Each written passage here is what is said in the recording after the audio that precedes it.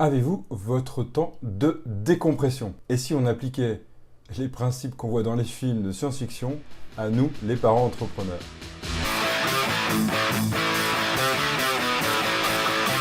Et voilà, encore une journée, j'en peux plus, il s'est passé que des merdes, je me suis fait engueuler par mes salariés, mon client était mécontent, l'autre client il voulait telle chose tout de suite, j'en peux plus, je deviens une cocotte minute. Et voilà, on récupère nos enfants le soir au périscolaire, et ils commencent à crier, à parler, blablabla. Nous, ce qu'on a envie, c'est de calme, d'être tranquille, de pouvoir être dans un bain. Oh, ça serait tellement bien. Mais non, ils commencent à causer, à crier, puis s'il y a frères et sœurs, ça commence à chamailler. Wow, vous allez vous calmer, oui.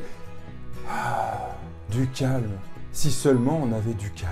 Quand vous prenez Interstellar ou Gravity, il y a ce fameux sas de décompression. Dans Alien aussi d'ailleurs, il y est. Bon, en gros, c'est quoi? C'est que vous êtes dans un état donné et vous changez d'état, eh bien, il faut pouvoir décompresser, sinon on pète un câble, sinon même on peut mourir. Prenons le cas, vous faites de la plongée sous-marine et vous voilà en train de descendre très très profondément.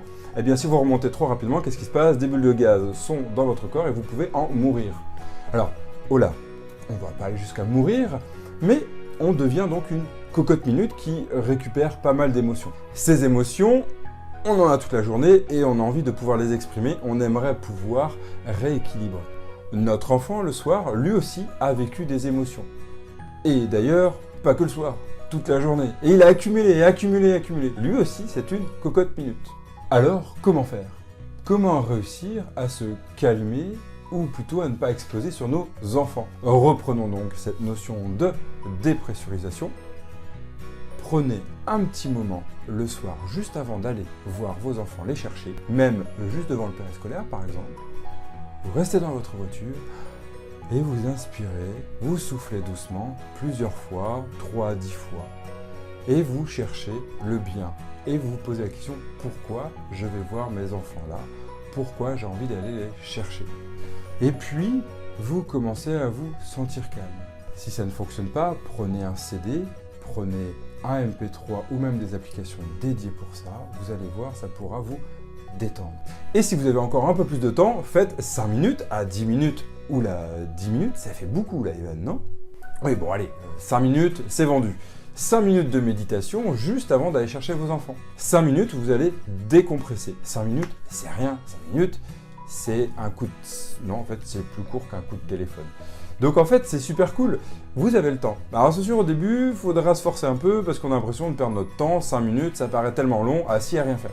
Et nous, les parents entrepreneurs, surtout dans l'entreprise, mes parents aussi, on est hyper actifs, on a envie de bouger, on a envie de faire plein de choses, en tout cas, on peut avoir ce caractère-là, et donc du coup, se poser et rien faire, ça fait bizarre. Et pourtant, ça fait du bien. On se calme, on se pose, on dépressurise, et on va rentrer dans une nouvelle pression qui est celle de nos enfants, où on va devoir absorber tout ce qu'ils vont avoir vécu dans leur journée, et on va devoir, comme des éponges, absorber toute l'eau, toute la souffrance, tout ce qu'ils ont vécu de mauvais. C'est comme une bouteille de Coca-Cola, qu'on secoue, vous l'ouvrez, vous savez le résultat, BAM! Il y en a partout. Bref, pour réussir à absorber tout ce que nos enfants ont vécu la journée, on va devoir aussi, nous aussi, avoir éliminer un peu de cette tension. Mais attention à ne pas dépressuriser trop vite. En cherchant à dépressuriser trop vite, ça fait boum. Boum aussi. Et en fait, ça peut même amplifier la catastrophe de « Ah, je me reçois plein d'énergie négative » ou plein d'énergie que je ne contrôle pas de l'enfant et de vous-même. Thomas Dossenbourg parle d'ailleurs de la douche psychique.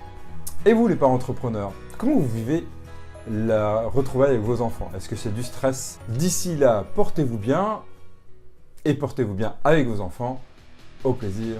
Ciao.